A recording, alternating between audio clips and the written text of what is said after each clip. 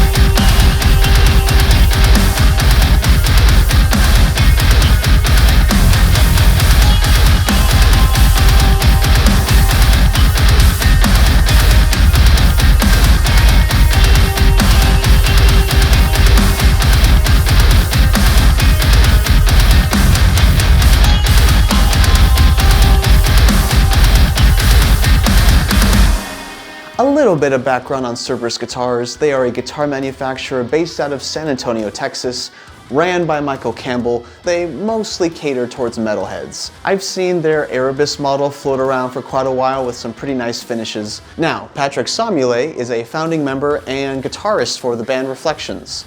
Based out of Minnesota, they are a band mostly known for being savagely heavy.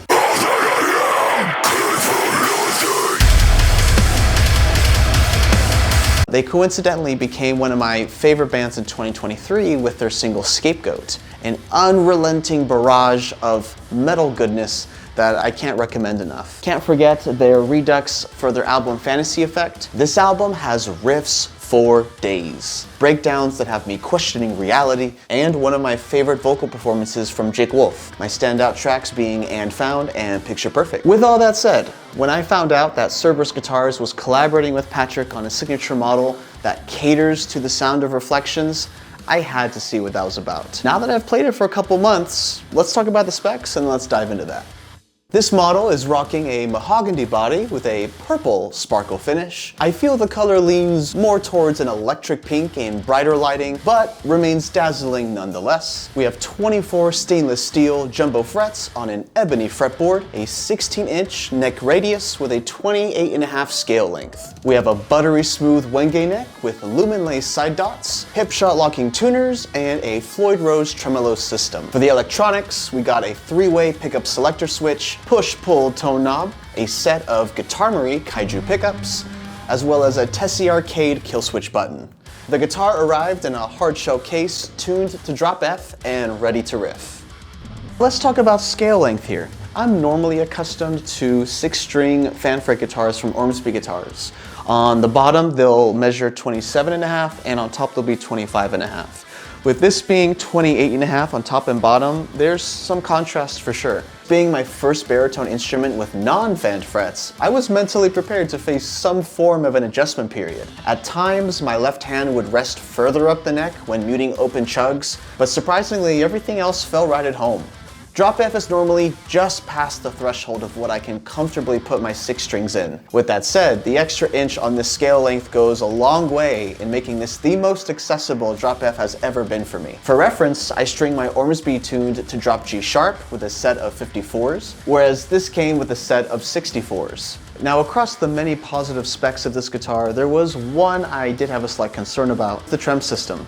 Simply because I have avoided guitars with a trem my entire life. Mostly because I've had friends and peers who, while they did sing their praises of their trem guitars, their grievances were always so extreme that I kind of always just felt it was better to stay away. So my first order of business was to immediately block the trem just to keep this a riff machine. Now, would I perhaps fancy an Evertune on this? Maybe. For the time being, the trem is not holding me back from enjoying the instrument, and I hope it stays like that for as long as possible. Now, the Guitarmery Kaiju pickup set in this guitar goes pretty hard.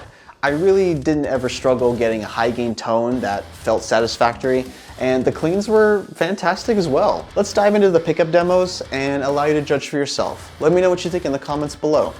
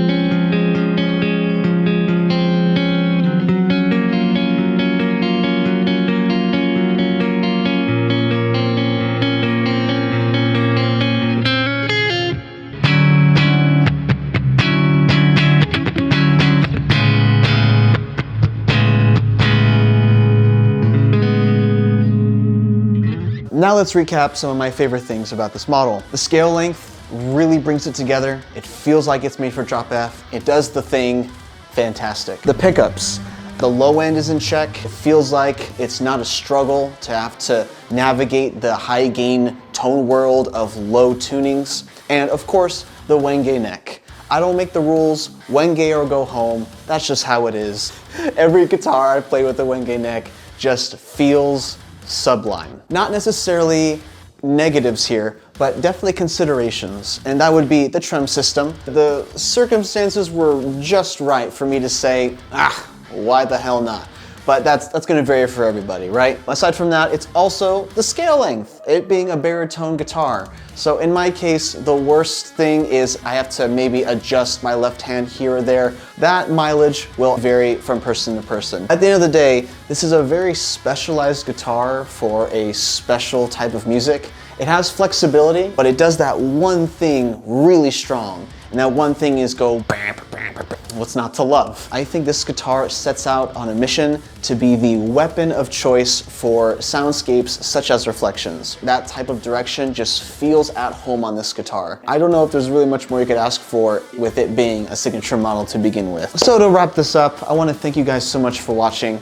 Content has been a little light on my end for a bit, because working on a debut single to drop hopefully later this year, so keep an eye out for that. Please follow me on Instagram if you want to see cool dinosaur fights mashed up with awesome heavy riffs. And that's all I got. Stay awesome, stay beautiful, and peace out.